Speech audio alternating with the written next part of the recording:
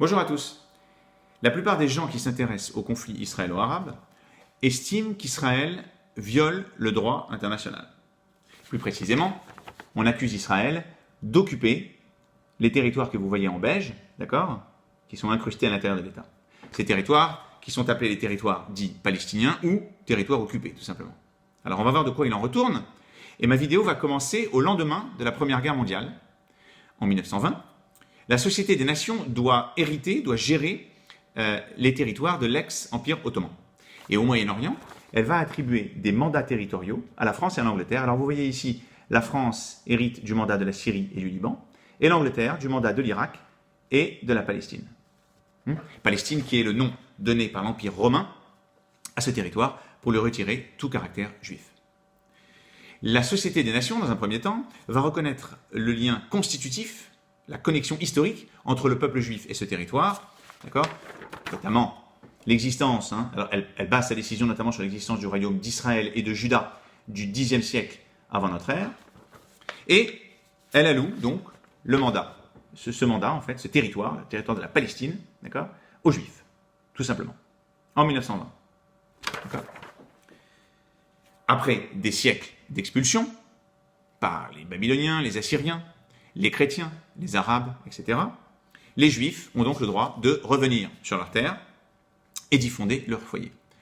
Les Anglais, quelque temps après ce traité, vont utiliser une clause du traité, la perfide Albion, comme on l'appelle, pour retirer 77% du mandat et le donner à une tribu alliée politiquement, la tribu des Hachémites, qui y fondera la Palestine arabe. C'était le but, d'accord, appelé Transjordanie. Donc je vous remonte la carte, en fait. Le territoire restant étant donc alloué aux Juifs.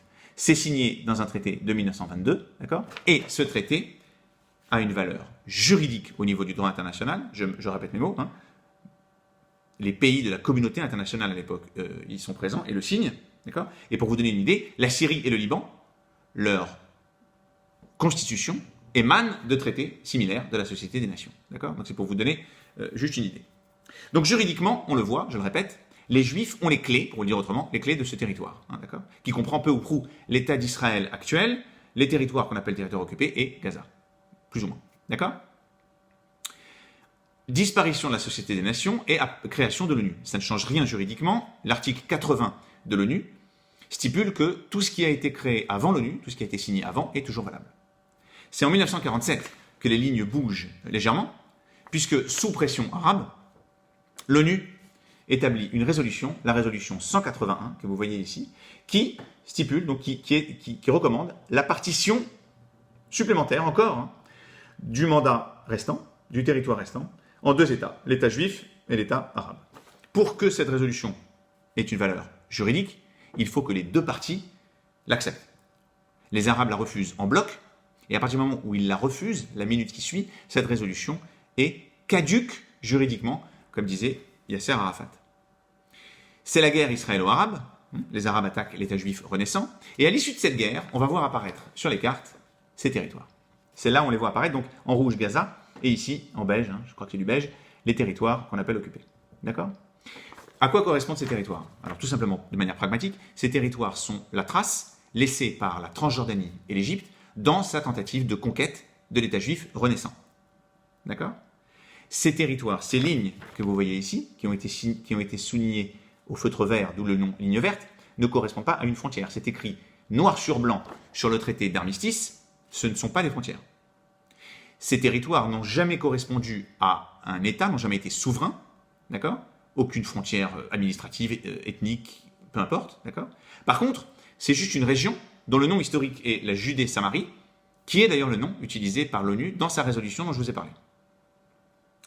La Transjordanie, dans la foulée de la guerre, va décider d'annexer ce territoire. D'accord ? Elle va l'annexer, elle est condamnée par la communauté internationale, mais non contente de l'annexer, elle va aussi le renommer. Et elle va le nommer Cisjordanie, pour faire pendant à la Transjordanie. Je remonte la carte parce que c'est très important de comprendre, d'accord ? Pour montrer que tout cet ensemble-là, d'accord, est homogène. D'accord ? Donc je vais vous donner un exemple, je vais vous faire juste une petite remarque. Imaginons que demain matin, la France décide d'annexer quelques cantons suisses. Et elle renomme ces cantons France-Est. Vous imaginez bien que personne ne va appeler ces cantons France-Est. même dans 10 ans, même dans 20 ans. D'accord ? Parce que l'acte de la France aurait été illégal. Et bien là, en fait, vous avez la majorité des diplomates, des journalistes, des hommes politiques, des institutions internationales qui appellent ce territoire Cisjordanie, qui est le nom donné par la Transjordanie qu'il a annexé illégalement. Vous comprenez ? C'était important de le dire. Quel est le statut juridique de ces territoires à ce moment-là précis, en 1950 ? Ben, c'est tout simplement des territoires qui reviennent, selon le traité de la Société des Nations qui est toujours valable, à Israël. Mais Israël n'a pas pu asseoir sa souveraineté sur ces territoires suite à l'agression arabe en 1948. 1967, c'est le changement de décor. Israël prend le contrôle de ces territoires suite à la guerre des 6 jours perdue par les Arabes. Et là, on voit poindre à l'horizon les accusations d'occupation. D'accord ? Les États arabes principalement, mais surtout monitorés par l'Union soviétique qui veut prendre sa revanche sur l'allié américain. Alors, sur quoi repose cette accusation ?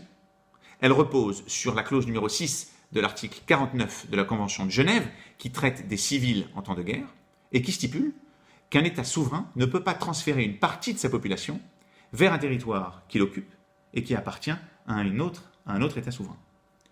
Cette Convention de Genève est caduque, hors sujet, dans le cas israélien, pour 2 raisons. La première, c'est que l'État israélien n'a jamais organisé un transfert de population vers ces territoires. Ça a toujours été des départs individuels, volontaires d'Israéliens qui partaient, aux grandes dames du gouvernement d'ailleurs. La deuxième raison, c'est que cet État ici, ce territoire ici, n'a jamais été souverain. Jamais. Il appartenait illégalement à la Jordanie. Il était occupé par la Transjordanie, pour le coup. Avant, il était géré par les Anglais. Et avant, par l'Empire ottoman, qui n'existe plus. Donc la Convention de Genève est inopérante. Ça n'empêche pas toutes les institutions internationales, tous les diplomates, tous les journalistes, de répéter à longueur de temps que, selon la Convention de Genève, Israël occupe ces territoires. Conclusion.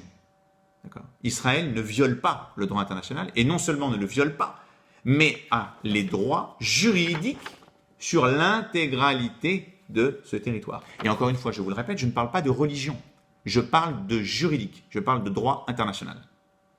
Maintenant, on va finir la vidéo. Je vais vous montrer la différence de traitement sur ce sujet entre Israël d'un côté et le reste du monde de l'autre. Vous savez qu'en 1975, l'Indonésie a occupé, annexé le Timor oriental. Elle y a transféré 100 000 Indonésiens.